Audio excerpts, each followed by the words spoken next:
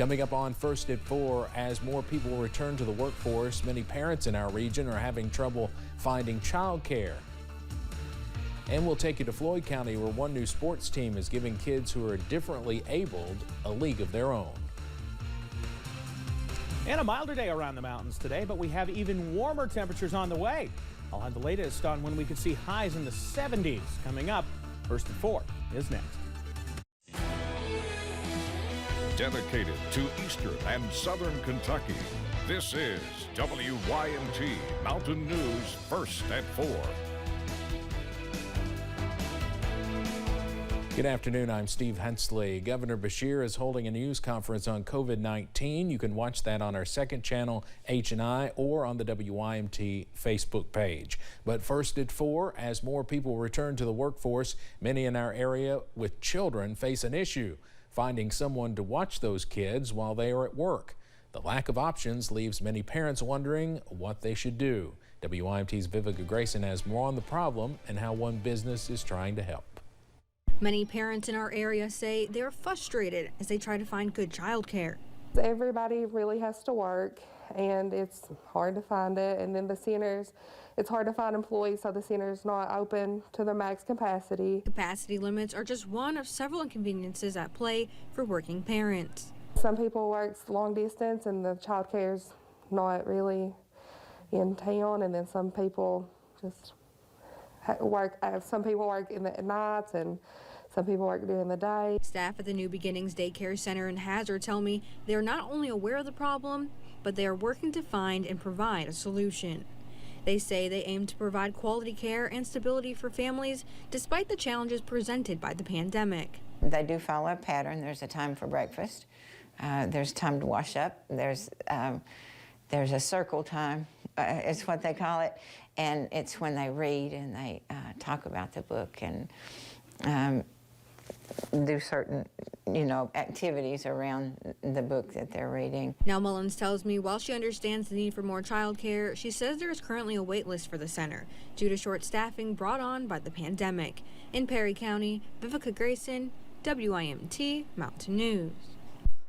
Mullins says there is hope. The center has a total of 8 classrooms. She says 4 were closed just last week, but as of today, they are all open again.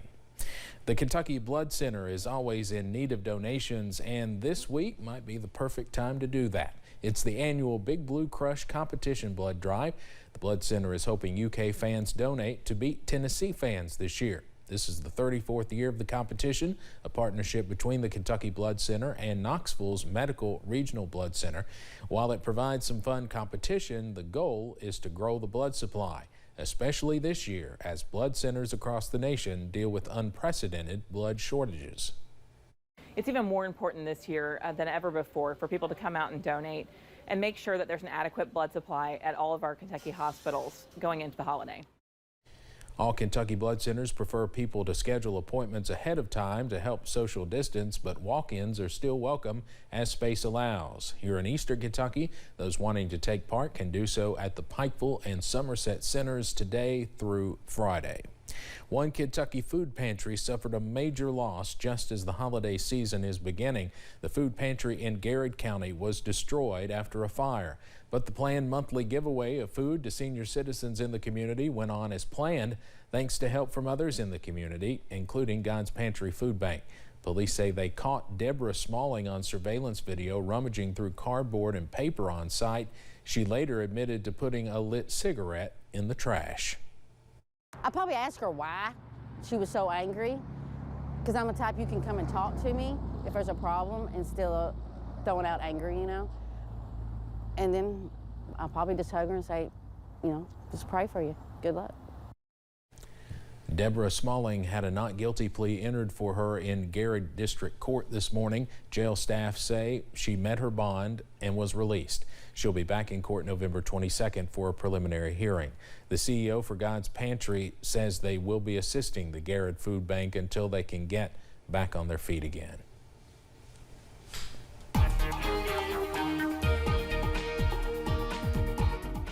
It was a bit of a sunny start to the day. However, we've started to see a few clouds work into the mountains as we've gone through this late afternoon. Buffalo Mountain camera right now here in Perry County. It's a chilly one, sitting at 45, and you'll notice those clouds continue to move on in. London Corbin Airport, a similar story there. Temperatures only getting into those low to mid 40s around the region. Now, Jacksboro has gotten up to near 50. Middlesboro into the upper 40s. However, a lot of us still sticking in those low to mid 40s this afternoon. Here's another crucial number, though, the dew point, direct measurement of the moisture at ground level. They're in the 20s. So you look at pinpoint Doppler and think if you're in, let's say, places like Irvin or Stanton, Clay City, you're thinking, it's raining around here. It's likely that this is too dry to be reaching the ground. You're getting what we call virga out there, where it's basically you see the rain fall, but it doesn't hit the ground as it evaporates. We're watching this entire cluster as it tries to move toward us, and sprinkles can't be ruled out, but for the most part, I think the greatest rain chance will stay up to our north and west, where they are trying to at least get that air saturated. So keep that WYMT weather app handy as we finish out the night tonight. Mostly cloudy skies continue, though eventually we'll start to clear out and drop those temperatures back into the 30s. I'll have the latest on when temperatures really get a boost coming up in just a bit. Steve? All right, thank you very much, Evan.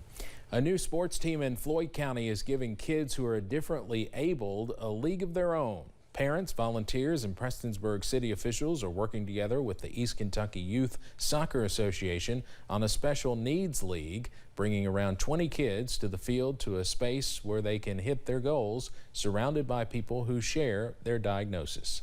Everybody coming together to make this happen for our kids means so much. To watch them run and kick the ball, have fun, get to play with their peers, get to play with kids like them, have people cheering them on. Families say it's a great way to let the kids unwind while working to kick the stigma that often comes with autism or other sensory processing diagnoses. Some good news for millions of Americans looking forward to the holidays, as leaders say fully vaccinated Americans should be able to safely have a normal Thanksgiving and Christmas with fully vaccinated family and friends. Infectious disease expert Dr. Anthony Fauci says the U.S. is still seeing about 70,000 new COVID cases a day, but that is down significantly from mid-September. However, cases are climbing once more in parts of the country, something Dr. Fauci says vaccination could help with. We still have about 60 million people in the country who are eligible to be vaccinated who have not yet gotten vaccinated. Dozens of Democratic lawmakers sent President Biden a letter asking him to require proof of full vaccination or a negative test for airline passengers on domestic flights, hoping to reduce the chances of another winter surge. Dr. Fauci says if most people who are eligible for a booster shot go get one, 2022 can start looking a lot more normal. Researchers have added to an existing body of evidence that shows a link between antidepressants and reduced mortality from COVID-19. The most recent study published in JAMA Network Open shows people taking fluoxetine, commonly known as Prozac, were 28% less likely to die from COVID. People taking fluvoxamine, also called Luvox, were 26% less likely to die. Scientists still don't know why, but one theory is SSRIs may reduce inflammatory compounds produced by the body that can go into overdrive in severe COVID-19 infections. Former advisor to former President Donald Trump, Steve Bannon, turned himself in to the FBI this morning on 2 counts of contempt of Congress. CBS's Natalie Brand reports from Capitol Hill. We're taking down the Biden regime. A defiant Steve Bannon addressed the cameras before turning himself into federal authorities. Monday afternoon, the 67-year-old made his first court appearance on charges of contempt of Congress for refusing to appear for a deposition and provide documents to the House Select Committee investigating January 6th. If the administrative state wants to take me on, bring it. Because we're here to fight this, and we're going to go on offense. The House Select Committee believes the former chief strategist in the Trump administration had specific knowledge about the events of January 6th, referencing these comments he made on his podcast the day before the Capitol attack. All hell is going to break loose tomorrow. As part of its investigation, the House Select Committee has subpoenaed more than 24 former Trump administration officials, including former White House Chief of Staff Mark Meadows, who defied a subpoena deadline on Friday. The committee says the charges against Bannon should send a clear message to anyone who ignores their requests or tries to stonewall the investigation. Ultimately, witnesses decide, as Meadows has, that they're not even going to bother showing up, that they have that much contempt for the law, then it pretty much forces our hand, and we'll move quickly. Former President Trump in a statement said this country has perhaps never done to anyone what they have done to Steve Bannon, and they are looking to do it to others also. Mr. Trump is in a legal battle of his own over White House documents requested by the committee, including records detailing who he met with and called on the day of the Capitol attack. Natalie Brand, CBS News, Capitol Hill. An appeals court has temporarily blocked former President Trump's records from being released.